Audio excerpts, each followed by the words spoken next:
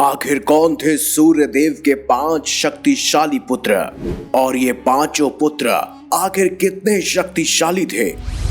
आप देख रहे हैं मिस्टीरियस हिंदू। तो चलिए अब करते हैं ज्ञान की बात। वीडियो में आगे बढ़ने से पहले हमारे चैनल को सब्सक्राइब अवश्य करें और बेल आइकन जरूर दबाएं ताकि ऐसी ही खास लेटेस्ट अपडेटेड वीडियोस आपको जानने और सुनने को मिलती रहे।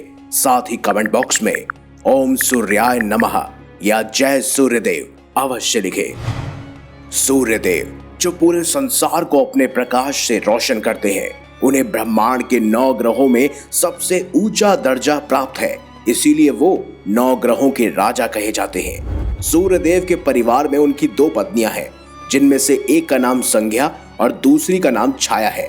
वैसे तो सूर्यदेव की कुल मिलाकर 10 संतानें हैं, लेकिन आज हम बात करेंगे 5 ऐसे शक्तिशाली पुत्रों की जिन्होंने रामायण हो या महाभारत पूरी तरह से अपना दबदबा बनाया हुआ था। तो चलिए शुरू करते हैं। 5वें स्थान पर हैं अश्वनी कुमार। हिंदू धर्म में 33 कोटि देवी देवताओं में अश्वनी कुमारों को देव चिकित्सा और आयुर्वेद का गुरु माना जाता है। हिंदू धर्म में शामिल देवता विश्वकर्मा की पुत्री संज्ञा का विवाह सूर्य देव के साथ हुआ था और संज्ञा सूर्य देव के तेज से बहुत ज्यादा परेशान रहती थी। हालांकि विवाह के बाद संज्ञा ने वैवस्वत यम और यमुना को जन्म दिया था, लेकिन अभी भी सूर्यदेव के प्रचंड तेज से वो परेशान थी। इसीलिए वह सूर्यदेव के तेज को कम करने के लिए तपस्या करने चली गई, लेकिन सूर्यदेव को इसके बारे में बिल्कुल भी पता नहीं था। इसीलिए संज्ञा ने अपनी छाया को महल में ही छोड़ दिया और खुद तपस्या के लिए चली गई। लेकिन कहते हैं ना कि देवताओं से कुछ भी नहीं छुपता। ऐसे में जब सूर्यदेव को संदेह हुआ तब उन्होंने छाया से सब कुछ पूछा और उसके बाद छाया ने सब कुछ बता दिया। तब सूर्यदेव ने अपनी दिव्य दृष्टि से देखा कि संज्ञा घोड़ी का रूप बनाकर तपस्या कर रही है। तब वह अपने ससुर विश्वकर्मा के पास गए और अपना तेज कम करवा लिया। फिर घोड़े का रूप बनाकर संज्ञा के पास पहुंचे और उनके साथ वहीं पर सत्संग किया। इससे उन्हें 3 संतानें प्राप्त हुई, जिनमें से 2 अश्वनी कुमार और तीसरे रेवंत थी। अश्वनी कुमारों को देवताओं का चिकित्सक माना जाता है। इन्होंने ही महाभारत में माद्री को आह्वान के द्वारा नकुल और सहदेव जैसे पुत्र प्रदान किए थे। अश्वनी कुमार ब्रह्म मुहूर्त और सायंकाल में रथ पर बैठकर आकाश में भ्रमण करने के लिए निकलते हैं। ऋग्वेद में अश्वनी कुमारों का उल्लेख 50 से ज्यादा रचनाओं में 398 बार किया गया है और उनकी स्तुति की गई है। अश्वनी कुमार लड़कियों को अच्छा पति, वृद्धों को कौमार्य और अंधों को नेत्र देने के लिए बनाए गए हैं। अब बात करते हैं सूर्यदेव के चौथे शक्तिशाली पुत्र की, जो कोई और नहीं बल्कि स्वयं सुग्रीव थे। दरअसल सुग्रीव सूर्यदेव और जामवंत के पुत्र माने जाते हैं। इनके जन्म की कथा बड़ी रोचक है। कहते हैं ऋक्षराज जामवंत जी ऋषि पुलस्त्य के छोटे भाई थे। इन्हें अपने बल का बहुत अहंकार था और ऋषि पुलस्त्य ने आजीवन ब्रह्मचारी होने का प्रण लिया हुआ था। इसीलिए वह स्त्रियों से दूर रहते थे। उनके आश्रम में कोई भी स्त्री प्रवेश नहीं कर पाती थी। उनके राज्य किष्किंधा के पास पंपा नामक एक सरोवर था। जामवंत को नहीं पता था कि उस सरोवर को वरदान था कि उसमें जो भी गिरेगा वह स्त्री बन जाएगा। अपनी उद्दंडता में जामवंत जी सरोवर में गिर गए और एक स्त्री के रूप में बाहर आए और तब जामवंत जी जामवंती बन चुके थे। जब सूर्यदेव की नजर जामवंती पर पड़ी तब वह इनके रूप पर बहुत ज्यादा मोहित हो गए और इनके संभोग से ही सुग्रीव पैदा हुए। सुग्रीव बल में जामवंत के समान ही बलशाली थे। रामायण में सुग्रीव की एक अहम भूमिका मानी जाती है।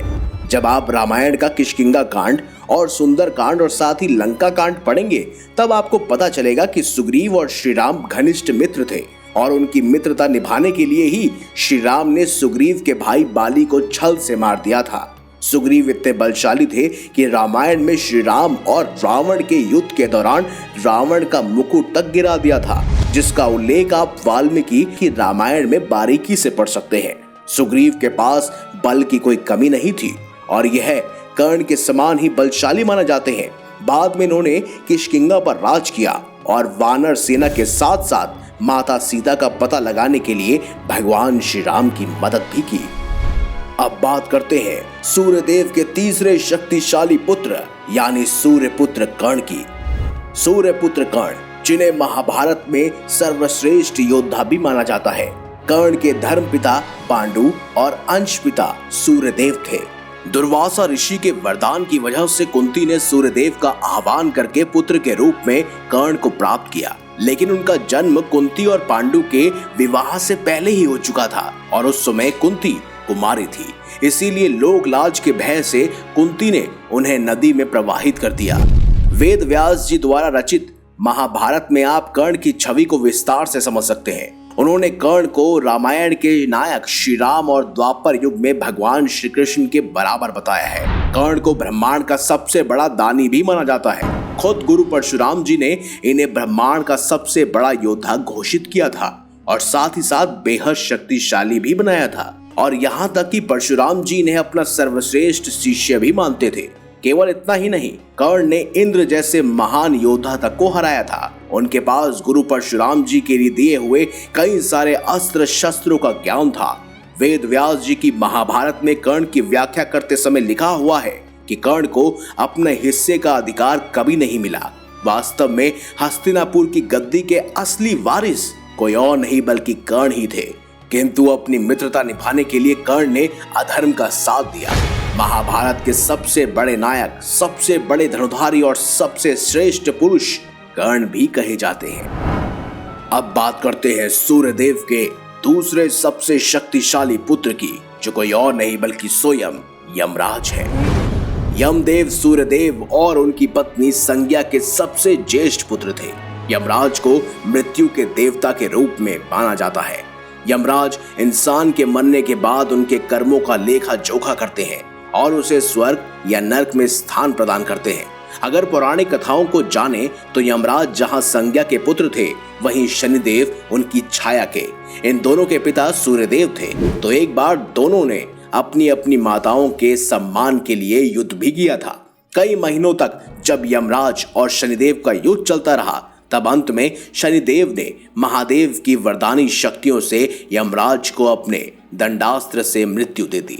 लेकिन यमराज के मरने के बाद सूर्यदेव और उनकी दोनों पत्नी छाया और संज्ञा व्याकुल हो गई और उन्होंने महादेव का आह्वान करके उन्हें दोबारा से जीवित करने की प्रार्थना की। लेकिन महादेव ने यमराज को जीवित करने से मना कर दिया। तब शनिदेव ने महादेव से कहा कि यमराज देवताओं के पुत्र है, लेकिन उन्हें ना तो कोई दैव्य शक्तियां मिली थी और ना ही उन्होंने अमृत का पान किया था, जिस वजह से उनकी मृत्यु हुई।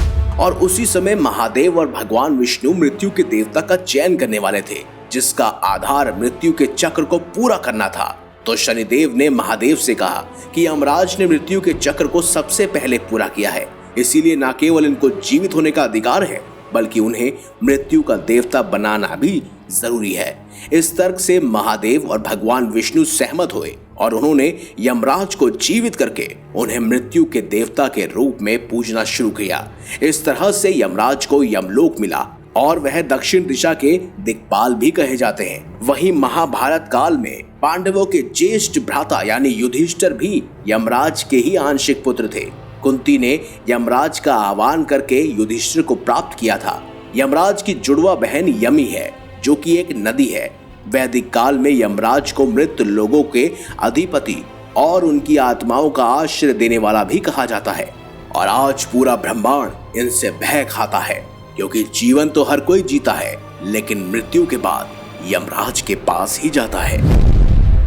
अब बात करते हैं सूर्यदेव के सबसे शक्तिशाली पुत्र की, जो कोई और नहीं बल्कि शनिदेव ही है। स्कंद पुराण के काशी खंड में उल्लेख है कि शनिदेव सूर्यदेव और उनकी पत्नी संज्ञा की छाया के पुत्र हैं। शनिदेव की माता छाया होने की वजह से उनका रंग काला है। सूर्यदेव प्रकाश फैलाने वाले देवता हैं और शनिदेव के नीलमणि रूप की वजह से वो हमेशा शनिदेव से रुष्ट रहते थे। शनिदेव बचपन से ही क्रोधी स्वभाव के थे और इनका वाहन भी कौवा था। काशी खंड में इस बात का उल्लेख है कि जब शनिदेव छाया के गर्भ में थे तो छाया ने भगवान शिव की कठोर तपस्या की थी। भूख, प्यास, धूप और गर्मी सहने की वजह से उनके गर्भ में पल रही संतान इसका प्रभाव लेने लगी और शनिदेव का रंग काला पड़ गया। सूर्यदेव को इस बात पर संदेह था कि शनिदेव उनके पुत्र नहीं है, इसीलिए उन्होंने छाया का अपमान भी किया।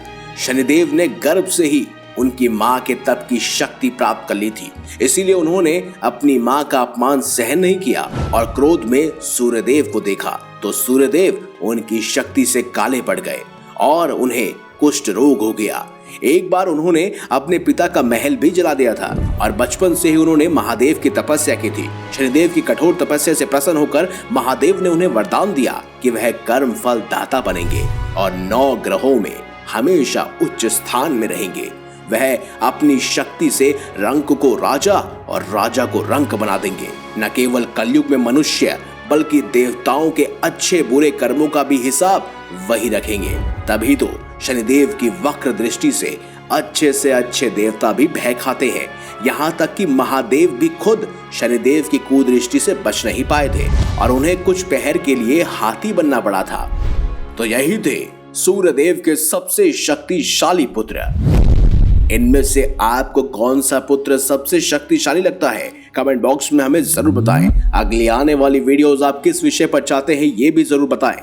और अगर आपको ये वीडियो अच्छी लगी है तो लाइक करें, हमारे चैनल को सब्सक्राइब करें और ज्यादा से ज्यादा शेयर भी करें। मिलेंगे अगली बार एक नई खास वीडियो के साथ। तब तक के लिए देखते रहिए संपूर्ण ज्ञान का केंद्र बिंदु मिस्टीरियस हिंदू।